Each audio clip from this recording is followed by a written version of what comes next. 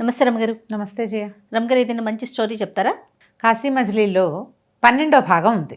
మనం ఎప్పుడు చెప్పాలి, ఇప్పుడే ఫ్రెష్గా కొత్తగా చెప్తున్నాం. ఈ కథలు మీరు ఎప్పుడు వినలేదు. అట్లయితే ఓకే. విన్నామనుకోండి మళ్ళీ అదే రిపీట్ అవుతుందని నా ఆలోచన. అవదు పూర్తిగా ఇది 12వ భాగంలో నుంచి చెప్పబడిన కథ. కొత్త కథ ఇది విన్నాం. అలాంటివి చెప్పద్దు నాకు. ఓకే, నువ్వు అసలు చెప్పకూడదు. అట్లానే రమ్మగారు. ఈ కాశీ మజిలీలో వాళ్ళిద్దరు మణిసిద్ధుడు గోపుడు కదా వెళ్ళింది. అవును. ఈ గోపుడు ఇవన్నీ దారిలో బోల్డని చూసాం కదా. కాశీ క్షేత్రానికి చేరబోతున్నాం, కాశీ మహాత్మ్యాన్ని గురించి చెప్పండి అని అడిగాడట. అడిగితే మణిసిద్ధుడు చెప్పాడు.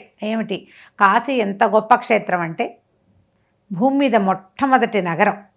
అక్కడ మొట్టమొదట వచ్చి ఈ భూమిని ఉద్ధరించినటువంటి పరమేశ్వరుడు విశ్వనాథుడిగా పేరు తెచ్చుకున్నాడు, ప్రపంచానికే నాథుడిగా.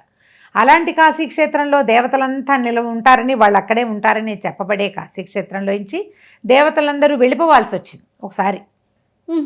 మళ్ళీ ఈ కాశీవాసం కోసం వాళ్ళు ఎంత తాపత్రయపడ్డారో, ఎంత కష్టపడ్డారో, ఇక్కడే ఉండాలని కోరుకునేవాళ్ళు. ఎందుకు వెళ్ళిపోవాల్సి వచ్చింది? అదే ఇప్పుడు గోపుడు అడిగాడు. ఇప్పుడు భగవంతుడు ఇక్కడ నివసిస్తాడు, ఆయన ఇక్కడే ఉంటాడు. భూమి మీద మొట్టమొదటి నగరం ఇదే, చిట్ట చివరి నగరం కూడా ఇదే. ఇదో కాశీనగరం వచ్చాకే ప్రపంచ భూమి పెరిగింది. అవును. రేపొద్దున అంతా సర్వనాశనం అయితే చిట్ట చివర కలిసేది, మా నీళ్ళలో కలిసేది కాశీ, మిగిలిందంతా పోతుంది. ఇదే ఉంటుంది చివరి దాకా. అలాంటి చోట నుంచి దేవతలు ఎందుకు వెళ్ళిపోయారు? పరమేశ్వరుడు ఉన్న చోట్ల వాళ్ళు ఉండాలి కదా. అంటే అప్పుడు చెప్పాడనమాట. ఒకప్పుడు ఏమైందట, భూమి మీద ఒక 60 సంవత్సరాల పాటు క్షామం వచ్చింది. అస్సలు వర్షాలు లేవు, 60 ఏళ్ల పాటు పంటలు లేవు. జనం విపరీతంగా చచ్చిపోయారు. ప్రజలంతా ఈ చచ్చిపోయే క్రమంలో దేవతల కోసం వీళ్ళు యజ్ఞాలు, హోమాలు, వ్యవహారాలు ఏమీ జరగల. దానివల్ల కొత్త వానలు పడలా. ఇదివరకు ఏమనుకునేవాళ్ళు అప్పటి కాలంలో, ఈ సంవత్సరం మనం హోమం చేస్తే వచ్చే సంవత్సరం వాన దేవతల తృప్తి కోసం చెయ్యాలి. వాళ్ళ వల్లే సూర్యుడు చంద్రుడు తిరుగుతూ ఉంటారు, గ్రహగతులు బాగా వెళ్తాయి, ఋతువులు సజావుగా వస్తాయి. దానివల్ల వాన, ఎండ, చలి సమానంగా వస్తాయి. దానివల్ల పంటలు పండుతాయి. పంటల వల్ల ప్రజలు హాయిగా ఉంటారు. దేశం సుభిక్షంగా ఉంటే మనం చాలా బాగుంటే పూజ చేస్తాం. అవును, అవకాశం ఉండాలిగా. ఇట్లా ఈ సైకిల్ అంతా దెబ్బతినిపోయేసరికల్లా భూమి అంతా చాలా అల్లకల్లోలంగా ఉంది, ప్రపంచం అంతా. అప్పుడు నారదుడు ఒకసారి బ్రహ్మదేవుడి దగ్గరికి వెళ్ళాడు. ఆయన అడిగాడు, ఏమిటా నాయన ఈ ప్రపంచం ఎలా ఉంది ఏమిటంటే, ఏం చెప్పను తండ్రి, ఏమీ లేదు, భూమి మట్టి కొట్టుకుపోయి ఉంది, అక్కడ పంటలు లేవు, మనుషులు చచ్చిపోతున్నారు. యమధర్మరాజుకి క్షణం ఖాళీ లేదు. ఇంకో 1000 మంది అదనంగా వీళ్ళని పెట్టుకున్నాడు ఆయన, దూతల్ని. నరకలోకంలో యమభటులు ఇంకో 1000 మందిని పెట్టుకుంటే కానీ పని అవటల్లా, లెక్కతేలెట్లా. ఆయనకి పని ఎక్కువైపోయింది. భూమి అల్లకల్లోలంగా ఉంది. అదేమిటి, వాళ్ళు ఎందుకు వర్షాలు అవి కురిపించట్లేదంటే, అక్కర్లేదు వాళ్ళకి, దేవతలకి, వాళ్ళకి ఆకాశంలో ఏ సమస్య లేదు. వాళ్ళకి కల్పవృక్షము, కామధేనువు ఉన్నాయి. వాళ్ళకి తిండక్కర్లా, నీళ్ళక్కర్లా, అమృతం ఉంటే సరిపోతుంది. వాళ్ళ దగ్గర అది ఉంది. కోరిన కోరికలు తీర్చే ఆవు ఉంది, చెట్టు ఉంది. వాళ్ళకి భూమి మీద ప్రజల కష్టాలు ఎందుకు పడతాయి? తమకి భూమి మీద ప్రజలు ఏమైనా ఇచ్చారనుకో, అప్పుడు వాళ్ళు వీళ్ళకి ఇస్తారు. వీళ్ళు ఏమి ఇవ్వట్లేదు కాబట్టి వాళ్ళు ఏమి ఇవ్వరు. దేవతలకు భూమి మీద పని లేదు. భూమి మీద ఉన్నవాడు దేవత కోసం ఏదైనా చేస్తే, ఓహో ఈ భూమి మీద ఉన్నవాడు నా కోసం హోమం చేశాడు, వీడికి ఏం కావాలి, వీడి వాన కావాలా, నేను ఇస్తా అని ఇచ్చేస్తాడు. వీడేమి ఇవ్వలేదు అనుకో, వాడేమి ఇవ్వట్లేదు. ఇదంతా బార్టర్ సిస్టమ్. దాంతో ఇక ఏమీ లేదు, ఎవ్వరికి పని లేదు. అందరూ చచ్చిపోయటమే పనిగా పెట్టుకుని ఉన్నారు. ఒక్కడు హోమం చేయట్లేదు. రంభ కావాలని ఒకడు కోరుకోట్ల. హోమాల్లో కొన్నిటికి ఈ రంభా సంగమం అంటే స్వర్గంలో జీవించడం కోసం చేసుకునేవాళ్ళు. అది చేసిన దేవతల వల్ల వర్షం పడేది. హోమం చేసిన వాడికి స్వర్గంలో ఆ ప్రవేశం లభించేది, భూమి మీదకి వాన పడేది. ఇటు వాన లేదు, స్వర్గము లేదు. రంభ కోసం చేసేవాడు లేడు. నేను కలహ భోజనం చేద్దామంటే అది లేదు. వాళ్ళు చచ్చిపోతుంటే ఎవరికి కొట్లాట పెట్టను నేను, భూమిట అయిపోయిందన్నాడు. అనేసరికల్లా బ్రహ్మదేవుడికి బాధ వచ్చేసింది. అయ్యో ఇలా అయిపోతే ఈ బ్యాలెన్స్ తప్పిపోవటలా. భూలోక ఆధిపత్యం ఎవరైనా ఒకడు గట్టివాడికి ఇవ్వాలి. వాడు వీళ్ళందరినీ లైన్లో పెడతాడు. సూపర్. ఎవరికిద్దాం అని ఆలోచిస్తే నారదుడే రిపుంజయుడు అనే రాజుని ప్రపోజ్ చేశాడు. సరే, ఆ రిపుంజయుడిని పిలిచాడు బ్రహ్మగారు. చాలా బాగుంది, మంచి ఐడియా. రిపుంజయుడు చాలా గట్టివాడు. అయితే నారదుడు ఏమన్నాడంటే, రిపుంజయుడు ఆ రాజు ఏమిటంటే ఆయన చాలా గట్టివాడు. ఏమనాలి, సరిగ్గా ఆయన చెప్పాలంటే చండశాసనుడు. తన మాటకి నలకంత తేడా వస్తే ఒప్పుకోడు. అట్లాంటి వాడిని పెడితే ఏమైనా సమస్యలు వస్తాయేమో అంటే ఇప్పుడున్న సమస్య కంటే పెద్దదేముంది, ఇదే పెద్ద సమస్య. కాబట్టి రిపుంజయుడినే భూలోకాధిపత్యం ఇద్దామని ఒప్పుకున్నారు. అతన్ని పిలిచారు. రిపుంజయ, నీకు భూలోకానికి చక్రవర్తిని చేస్తాం, భూలోకాధిపత్యం నీకు ఇస్తామన్నారు. అనేసరికల్లా చాలా బాగుంది, అలాగే తండ్రి నువ్వేది చెప్తే నేను అది చేస్తా. అయితే నాకు ఎట్లాంటివి కావాలి? ఈయన తనకు కావాల్సినవి అడిగాడు. ఈ దేవజాతులు ఉన్నాయి కదా, దేవతలు, యక్షులు, గంధర్వులు, కిన్నరులు, కింపురుషులు, విద్యాధరులు, నాగులు, వాళ్ళందరికీ ఉండే శక్తులు నాకు కావాలి. ఇక్కడ నా మాట మీరడానికి వీల్లేదు, నేనేది చెప్తే అదే శాసనం, అట్లా ఉంటేనే నేను చేస్తా. సరే బాగానే ఉందనుకోండి, రాజుకి ఆ మాత్రం గట్టితనం ఉండాలిగా, నా మాటే శాసనం అంటే ఒప్పుకున్నాడు బ్రహ్మదేవుడు. అప్పుడు ఈయన ఏమన్నాడు, సరే భూలోకం మాది. ఇప్పుడు దేవతలకేమో స్వర్గం ఉంది, నాగులకి పాతాళం ఉంది. వాళ్ళు ఎందుకు మా భూమి మీదకి వస్తారు? నాగులు రాకూడదు, దేవతలు రాకూడదు, వాళ్ళకి స్వర్గం ఉందిగా. వాళ్ళకి స్వర్గం ఉంది. యక్షులకి అలకాపురం ఉంది. అన్ని జాతులకి అన్నీ ఉన్నాయి. ఉన్నప్పుడు వీళ్ళు ఎందుకు భూలోకంలో ఉండాలి? వాళ్ళందరినీ తీయించేసి వాళ్ళు ఎవరు మా దగ్గర ఉండటానికి వెళ్ళలేదు, మాకు మేమే ఉంటాం, మేము మనుషులం కదా, ఇది మర్త్యలోకం, మేము మర్త్యులం. కాబట్టి ఇక్కడ దేవతలు ఉండకూడదు, నాగులు రాకూడదు, యక్షులు రాకూడదు, విద్యాధరులకు ఎవరు రావడానికి వీల్లేదు మా ఇంటికి, మా రకమే మేము జీవిస్తాం. బ్రహ్మదేవుడు కంగు తిన్నాడు. ఇప్పుడు దేవతలు రాకూడదంటే ఎట్లాగా? భూమి మీద చాలా క్షేత్రాల్లో దేవతలు నివసిస్తారు. అవును, మనకు తెలుసుగా. శ్రీరంగం దేవతలు నివసిస్తారు, తిరుపతి నివసిస్తారు కదా, శ్రీకూర్మం నివసిస్తారు, కాశీ అక్కడే ఉంటారు దేవతలంతా. ఇక మొదలుపెట్టి మొత్తం కుంభకోణంతో స్టార్ట్ చేసి ప్రతి క్షేత్రంలోనూ దేవతలు కొలువై ఉంటారు. ఈయనేమన్నాడు, నేను భూలోకాధిపత్యం నాదైతే మా వాళ్ళు ఉండాలి కానీ మీ వాళ్ళు మా దగ్గర ఉండటానికి వీల్లేదు, పంపించే వాళ్ళందరినీ. ఈయన హడిలిపోయాడు. కానీ భయం వేస్తోంది, కానీ ఎవరికో ఒకళ్ళకి ఇవ్వకపోతే భూమి మిగిలేలాగా లేదు. సరేనన్నాడు. అందరికీ తాకీదులు వెళ్ళినాయి, మీరంతా భూలోకాన్ని ఖాళీ చేసి వెళ్ళిపోండి, మీరు రావడానికి ఎవరి లోకాలకి వాళ్ళు వెళ్ళిపోండి అన్నారు.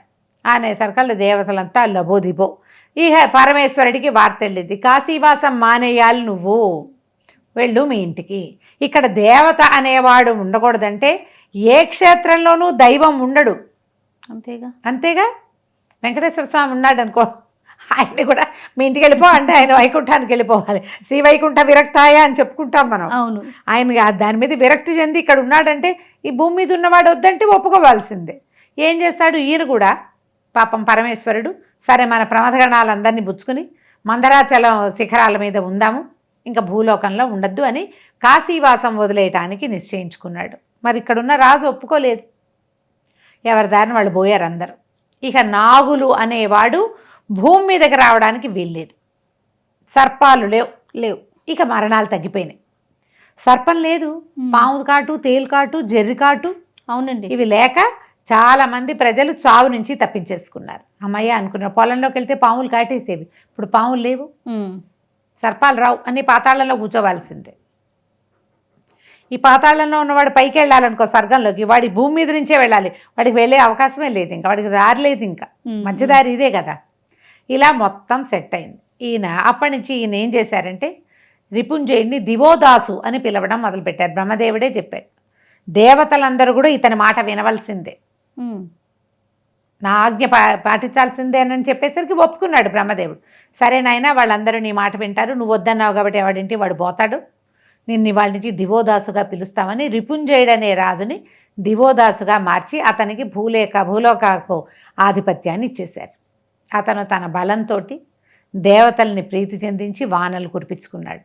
సంవత్సరం తిరిగేసరికి భూమంతా సస్యశ్యామలంగా అయిపోయింది. ప్రజలు సుఖంగా ధర్మంగా హాయిగా ఉండేవాళ్ళు. దివోదాసు బ్రహ్మాండంగా రాజ్యం చేసేవాడు భూమిని. ఎవరిళ్లలో వాళ్ళు ఉన్నారు. అయితే ఒకనాడు ఏమైందట, కొంతమంది ఆటవికులు వచ్చారు రాజుగారి దగ్గరికి. బాబు, మీ పాలనలో చాలా హాయిగా ఉన్నాం, ఇంతకాలంగా మాకొక్క పాము కనపట్టలేదు, ఎక్కడా ఇబ్బంది లేదు, మేము ఇంతకుముందు పాము కాటలతో ఎంతమందో చచ్చిపోయేవాళ్ళం, ఇప్పుడు అసలు పాములు లేవు, బాగానే ఉంది. కానీ మా కుర్రాళ్లలో ఒకడు మా దగ్గర ఉన్న ఒక పుట్టలో ఒక సర్పం ఉందని గమనించాడు. వాడు ఆ పుట్టను తవ్వేసి ఆ పాముని, మహానాగం, చాలా పెద్ద సర్పం అది, దాన్ని వాడు కొట్టాడు. కొట్టాకేమైంది, అది చచ్చిపోయింది అనుకున్నాడు. దాన్ని తోక పుచ్చుకొని తిప్పాడు, చచ్చిపోయిన పాము అనుకుని. కానీ అది ఇంకా ప్రాణం ఉంది. వాడిని పెద్ద కాటేసింది. పిల్లాడికి కాటు తగిలింది, వాడు కాస్త పడిపోయాడు. సర్పం మాయమైపోయింది. తీరా ఆ పిల్లాడిని తీసుకొచ్చి నీకు చూపిద్దామనుకుంటే పిల్లవాడి శవం కూడా మాయమైపోయింది. ఎటా మాయమైపోయిందో తెలీదు. అసలు నువ్వు నీ రాజ్యంలో సర్పం భూమి మీద ఉండకూడదు, మన లెక్కదే కదా. వాడు ఎందుకున్నాడు ఆ సర్పం ఒకటి. రెండోది మా పిల్లాడు వాడేమో మాయమైపోయాడు. సరే సరే ఆ పుట్ట ఎక్కడ ఉందోనని ఈ దివోదాసు ఆ పుట్ట దగ్గరికి వెళ్ళాడు ఆ ఆటవికలతో కలిసి. పుట్టంతా తవ్వితే పుట్ట లోపల ఒక ఆయన మహాముని తపస్సు చేసుకుంటున్నాడు. ఈయన ఏం చేశాడు, తపస్సు చేసుకుంటూ ఉంటే ఇప్పుడు సర్పమే ఇట్లా వేషం వేసింది అనుకుని ఆ కాళ్ళు పుచ్చుకుని లాగేశాడు దివోదాసు. మరి రాజు రక్షించాలి భూమిని. పిల్లాడిని ఎవరినో ఆటవిక కుర్రవాడిని కాటేసి ఆ కాటేసిన కుర్రవాడిని మాయం చేస్తే దీన్ని ఎట్లా నమ్ముతాం? పుట్టలో మనుషులు ఉండరు కదా, సర్పమే ఉంటుంది. అంటే లోపల ఉన్నవాడు వాడేదో కనీసం రూపం మార్చుకునేవాడే కామరూపుడు అయి ఉండొచ్చు. ఆ మనిషిని కాళ్ళు పుచ్చుకు లాగేసరికల్లా ఆయన కాస్త ఇతను పైకి రాగానే పైకి లాగి కొట్టబోయాడు. అతను నేలకేసి కొట్టబోయేసరికల్లా పెద్ద వెలుగు వచ్చింది. ఆయన మాయమైపోయాడు. ఆకాశంలోకి ఒక పక్షి రూపంలో ఎగురుతూ కనపడ్డాడు. ఈ దివోదాసు వెంటనే ఆగు వెళ్ళొద్దని చంద్రహాసం తన కత్తి పుచ్చుకుని ఆ పక్షి వెనకాల పడి పరిగెత్తుకుంటూ పోయాడు ఆకాశ మార్గంలో. ప్రజలంతా చూస్తూనే ఉన్నారు. మాయమైపోయి వెళ్ళిపోయాడు దివోదాసు. అతను వెనకాల పడి వెళ్ళాడు. ఆ మాయమైన వాడు ఏమయ్యాడో, ఆ సర్పం ఏమైందో, ఆ ఆటవికపు కుర్రాడి దేహం ఏమైందో, దివోదాసు ఏమైపోయాడో వచ్చే భాగంలో చూద్దాం. తప్పకుండా రమ్మ గారు, చాలా ఇంట్రెస్టింగ్గా ఉంది. నేను వినలేదు, కొత్త స్టోరీ. నమస్తే రమ్మ గారు. నమస్తే జయ. And for more videos, Please subscribe to iDream. Please subscribe to iDream. Please subscribe iDream. And please subscribe to iDream. For more videos, subscribe to iDream. please like, share and subscribe to the channel. Congratulations, iDream. Subscribe to iDream. Subscribe to iDream. So subscribe to iDream Media. iDream ki iDream team andarki huge congratulations. Please subscribe iDream Media. Please subscribe to iDream. Subscribe iDream. Please subscribe to iDream. iDream అంటే నా కళల channel subscribe చేసుకున్న నోరు తిరుగుతలేదు, మీరైతే గంట గుర్తు కొట్టండి. For more such videos, please subscribe to iDream. Subscribe to iDream. Please subscribe to iDream. Please subscribe iDream Media. Please do subscribe to iDream. Please subscribe to iDream Media. For best entertainment and information, please subscribe iDream. And don't forget to subscribe to iDream.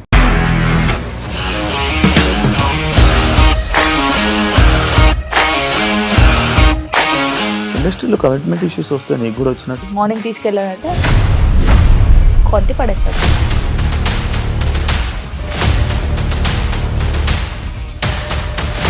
ఒక్కళ్ళు కూడా చూడలేదు ఈ cinema అని చెప్పడానికి కూడా చాలా ధైర్యం కావాలి. అది నిజం కదా, దాంట్లో ధైర్యం ఏంటి? ఇది నెక్స్ట్ డే ప్లేట్ మార్చేస్తే తప్పు కదా. As of now, we are comfortable this అని నేను అనుకుంటున్నాను. రష్మిక గారిది మీది ఒకే ఊరంట కదా. నీకు కోపం వచ్చిందంటే బాగా తిట్టేత్తరా? తిట్టేద్దామండి. నిజంగా గేమ్ ని ఎలా చేంజ్ చేయగలిగారు? ఏపీఎస్ఎఫ్సి వాళ్ళకి 6 నెలల్లో నేను 6 లక్షలు కట్టా. బిజినెస్ చేయాలనుకుంటే it is as difficult as riding a tiger.